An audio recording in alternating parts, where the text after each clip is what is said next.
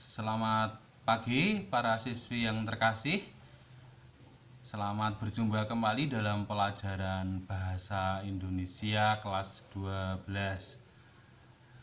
Mari kita mulai pelajaran. Sebelumnya siapkan dulu buku pelajarannya, alat tulis. Jangan lupa unduh buku pelajaran L di blog saya dan unduh PPT di blog saya.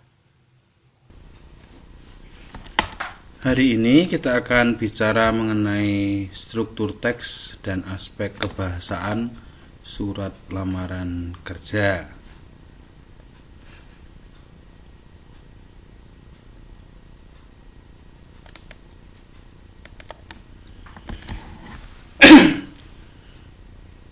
Target kita itu ada 4. Yang pertama,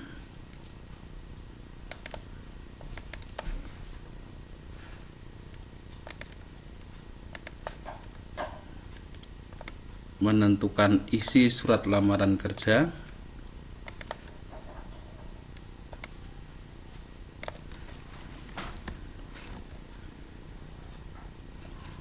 Menentukan sistematika surat lamaran kerja. Menentukan hal-hal penting dalam surat lamaran kerja. Dan memahami unsur kebahasaan surat lamaran kerja. Jadi target kita ada 4 itu.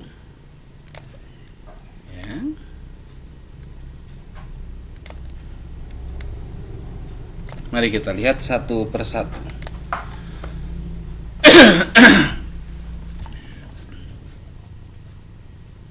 Surat lamaran kerja adalah surat dari seseorang yang memerlukan pekerjaan kepada orang atau pejabat yang dapat memberikan pekerjaan. Ini merupakan surat pribadi yang bersifat formal. Oleh sebab itu, bahasa yang dipakai itu juga bahasa formal. Surat lamaran kerja itu tergolong ke dalam jenis teks eksposisi. Masih ingat itu di kelas 10 ya, 10 semester 2 kalau nggak salah. Teks eksposisi itu strukturnya adalah pernyataan umum atau tesis, lalu argumen-argumen, dan ditutup dengan penegasan. Pernyataan umum atau tesis, argumen, lalu penegasan. Pahami ya? Berikutnya kita akan lihat jenis surat lamaran kerja. Pada dasarnya surat lamaran kerja itu dibagi dalam 2 jenis. Yang pertama, lamaran kerja yang digabung dengan riwayat hidup. Digabung. Jadi dalam satu surat itu ada suratnya, ada riwayat hidupnya. Model ini disebut sebagai model gabungan. Lalu jenis yang kedua adalah yang dipisahkan dari daftar riwayat hidup. Jadi ini ada surat sendiri, lalu ada riwayat hidup sendiri. Nah, ini modelnya disebut sebagai model terpisah. Nah, yang banyak dipakai sekarang itu yang model terpisah. Mengapa demikian? Ya, orang ingin suratnya pendek, tetapi ketika mau menawarkan diri, menjelaskan siapa dirinya dengan riwayat hidupnya, itu bisa lebih panjang ketika dipisah.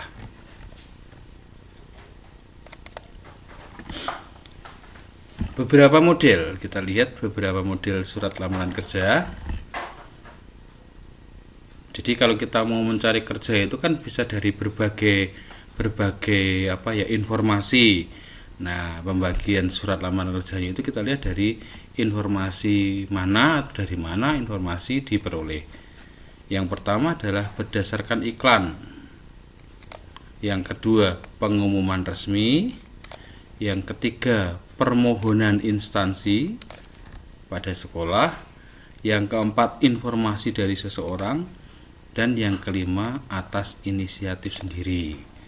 Jadi ada 5 ini, nanti bentuk suratnya juga berbeda-beda.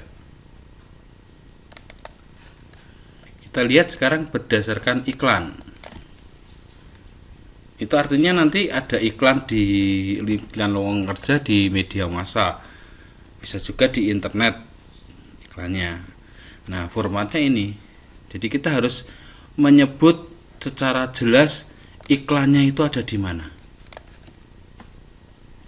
lowongannya apa. Nah, ini. Jangan lupa kalau berdasarkan iklan harus kalian lihat tanggalnya. Kalau bisa ya 5-6 hari sebelum batas akhir lamaran itu ditutup. Berikutnya pengumuman resmi. Ini tidak diiklankan tetapi diumumkan resmi, entah melalui webnya perusahaan, entah di papan pengumuman perusahaan. Nah, ini kita harus menyebut jelas nomor berapa pengumumannya, tanggal berapa. Ya. Yang berikutnya adalah permohonan pada instansi.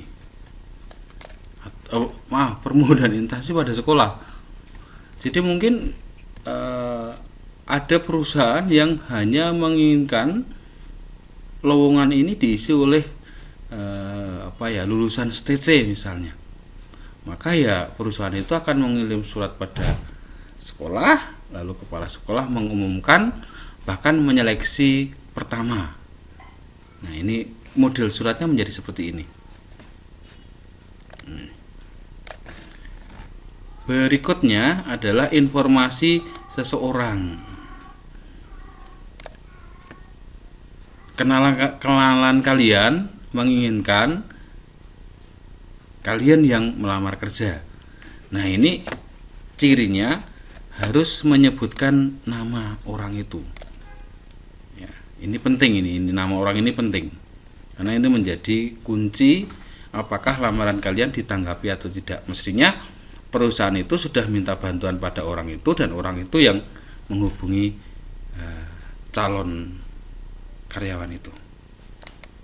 Berikutnya adalah inisiatif sendiri. Nah, kita sudah lulus kuliah, lulus SMA, nganggur, cari kerja, cari lowongan nggak ada, ya sudah, kita coba dengan inisiatif sendiri ya, walaupun belum tentu perusahaan yang kita tuju itu sedang ada lowongan, tapi ya nggak apa-apa.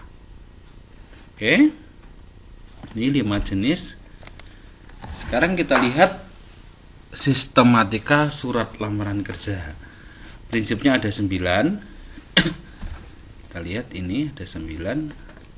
1, 2, 3, 4, 5, 6, 7, 8, 9. Kita lihat satu persatu. Tempat dan tanggal pembuatan surat. Ini ya, di pojok kanan atas tanpa diakhiri titik karena bukan kalimat. Saya sempat bertanya-tanya ini, mengapa di dalam surat lamaran kerja itu harus dicantumkan nama kota tempat kita menulis surat atau tempat domisili kita.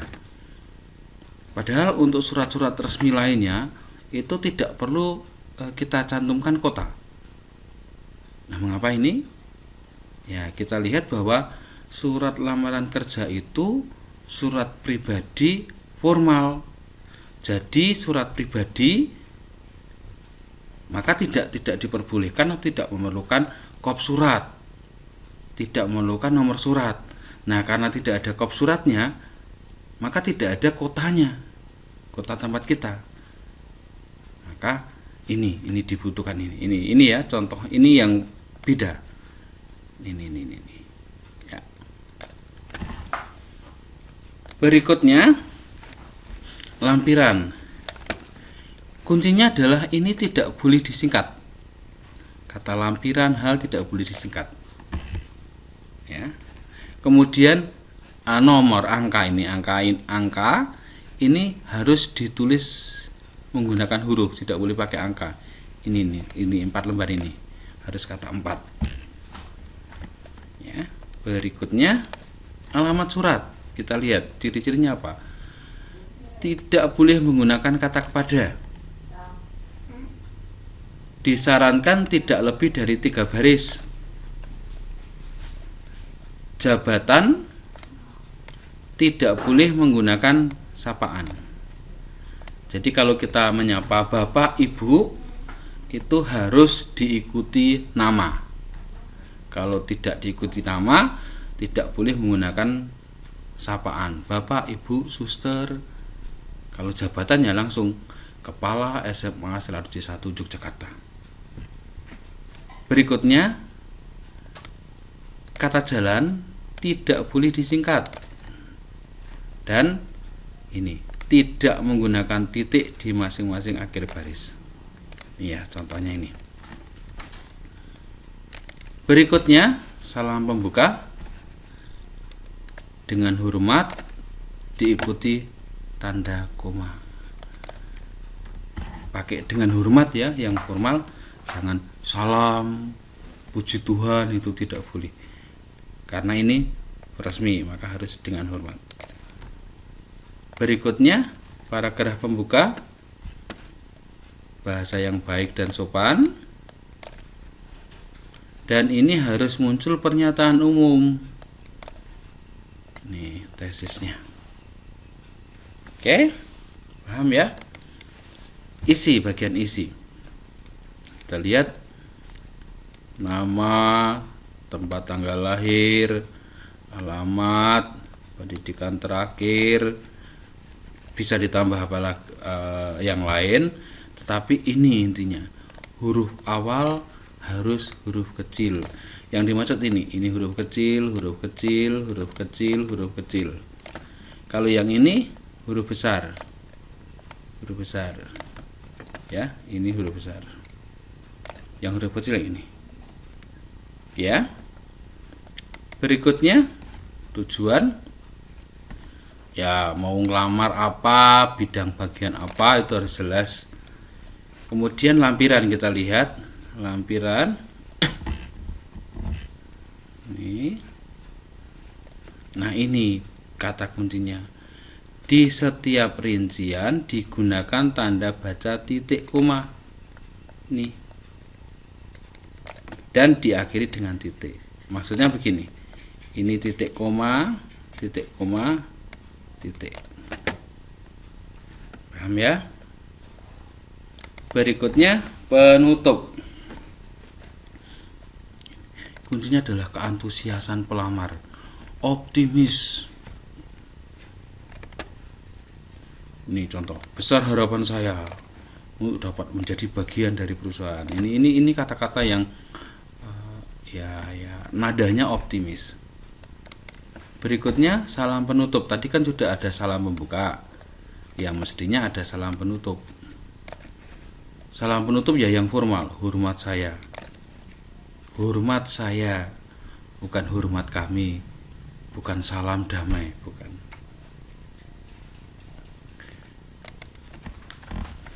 Tanda tangan nama terang. Ini.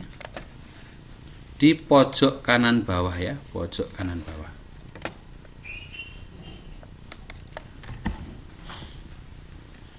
Dah, itu yang saya jelaskan hari ini. Nah, kita lihat sekarang tugas hari ini. Setelah mencermati penjelasan saya, jawablah pertanyaan berikut dan kirimkan filenya, file jawaban ya. Bisa berupa Word, bisa berupa hasil foto kalau kalian tulis tangan. Ke aksuyoto@gmail.com ya. Jangan yang ke STC, yang ini saja. Nama file yang harus Anda kirim itu formatnya ini: kelas, nama, nomor presensi, dan lamaran kerja. Tajuk email bebas, isi email tidak saya perhitungkan, mau bahasa basi ya silakan. Nah, hasil kerja dikirimkan paling lambat hari Selasa 21 Juli. Pertanyaannya, jelaskan dalam satu paragraf Mengapa surat lamaran kerja termasuk teks eksposisi? 1 paragraf. Jelaskan alasan yang tepat mengapa dalam surat lamaran kerja itu penulisan tanggal surat perlu mencantumkan kota. Dan terakhir, buka buku pelajaranmu halaman 18-20, istilah lembar kerja halaman 20 berdasarkan contoh surat lamaran kerja halaman 18-19. 1, 2, 3. Oh iya, jangan lupa masih ada latihan di Kuiper, silahkan dikerjakan juga. Kalau yang Kuiper masih saya beri waktu 3-4 hari. Oke. Selesai.